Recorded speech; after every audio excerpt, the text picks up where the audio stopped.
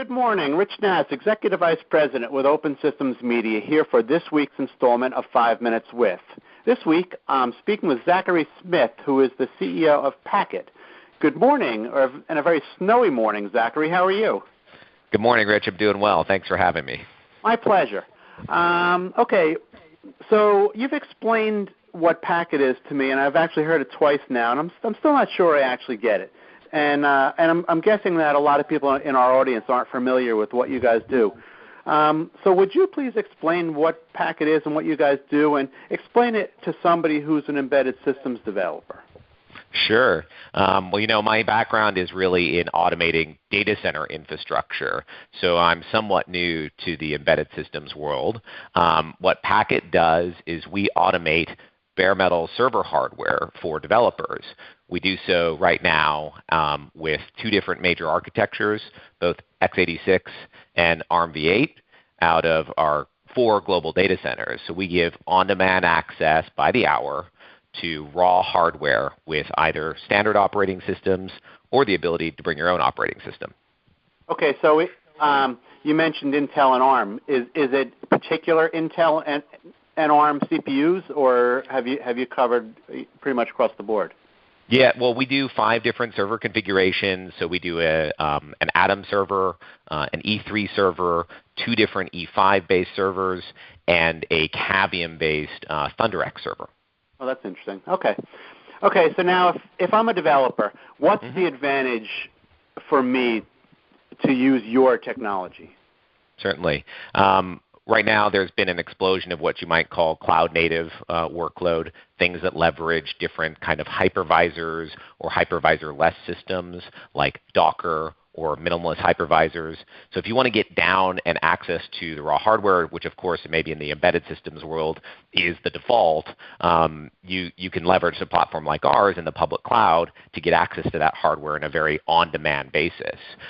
So what I think that the main advantage is for developers, whether in the embedded world or in the public cloud, is that we give access to the raw hardware so that you can have an unopinionated view and access to that hardware whenever you want. We've seen some pretty interesting things happen, but I guess for me, I'm relatively new to the embedded systems world, and that really started when we worked on our ARM server offering. Okay. And then where does the operating system fit into the picture? Sure.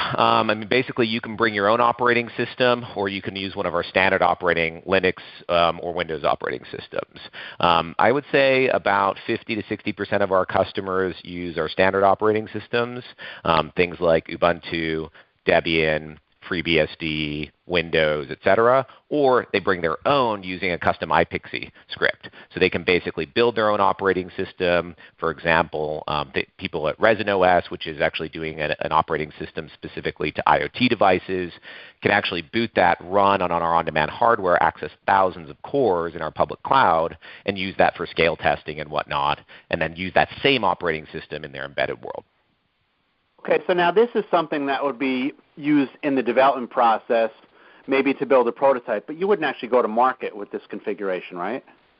I guess customers will do all kinds of things. Most of the time, in that use case, people are using it for development and then using it for their ongoing CI. So if they're doing continuous integration and they need access to a specific architecture to do that, you're using CI tools like Jenkins or whatnot to actually build on our hardware in the public cloud, but you may then end up putting it on an embedded device.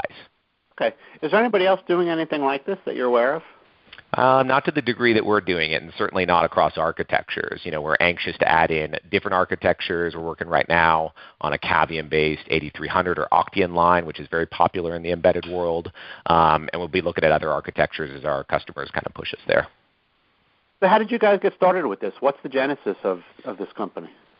Well, we started 2.5 years ago. I've been in the data center world for about 16 years, mainly in public cloud. And we started this, frankly, because we think fewer and fewer people, especially those under, say, 35, like to call, let's call it the millennial generation, they've never touched hardware. They don't have access to it. And as such, we found, just kind of a stalemate within where people could innovate on, especially when they were kind of growing up in the public cloud like Amazon, where you're pretty abstracted away from the hardware. You don't really know what you're using well under the hood if you're accessing some of their APIs. So our goal was to give a modern generation of consumers, developers who have never been in a data center or probably never played with a PCB board to have access to raw hardware and see what they would create with it. Interesting. Okay. So where would somebody go to get some more information? Well, you can visit Packet.net. We're a company based out of New York City, but we have people a little bit all over the world. We're 35 people wide, and we're backed by a company called SoftBank. They recently acquired ARM, and so we've enjoyed getting more access to the embedded world and different types of processor architectures over the past year. Well, that sounds great. Best of luck to you.